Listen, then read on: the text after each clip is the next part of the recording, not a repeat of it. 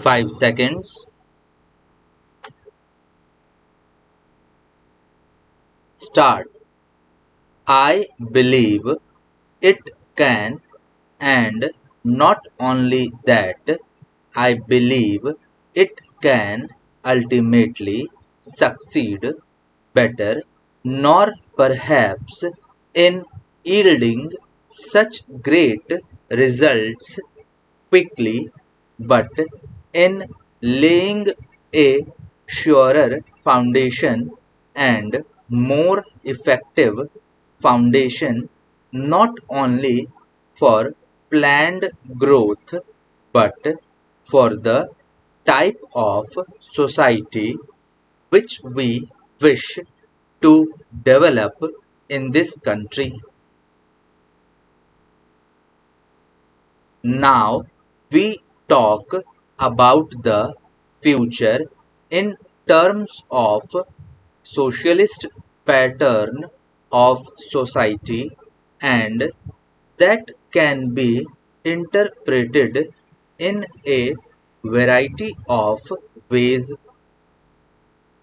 I would beg this House to try to consider these great problems without using, as far as possible, words which have an emotional connotation, because then it becomes a little difficult for us to argue about the real thing.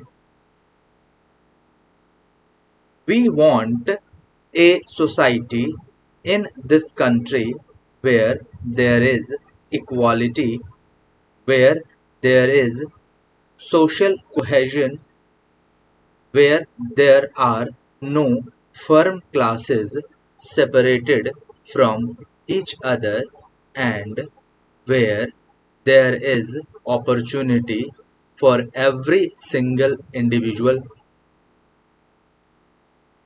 Naturally, how far an individual takes advantage of that opportunity depends a great deal on that individual, on his physical or mental or spiritual or whatever it is make up, because everybody is not alike.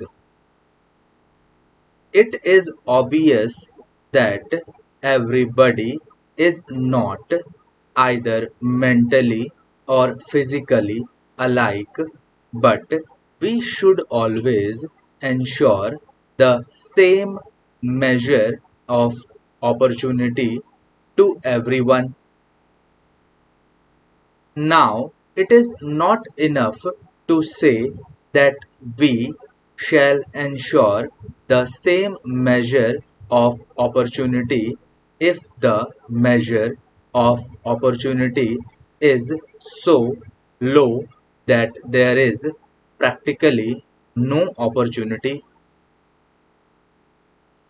It then does little good to say that everybody is getting the same measure of opportunity.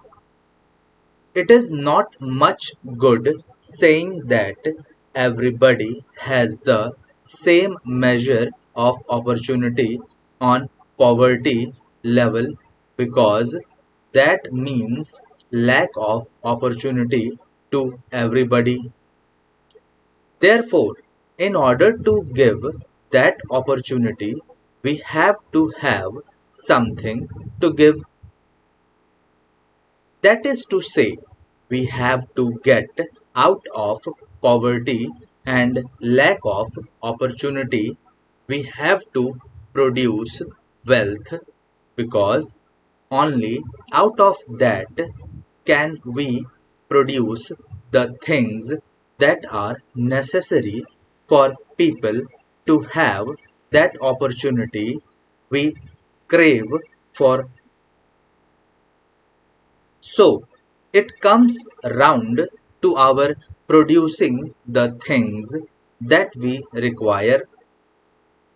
When we use the word wealth, of course, there is no significance except in regard to the physical things that we require, whatever we may require, whether it is food or clothing or housing of hundreds and thousands of other things that are necessary.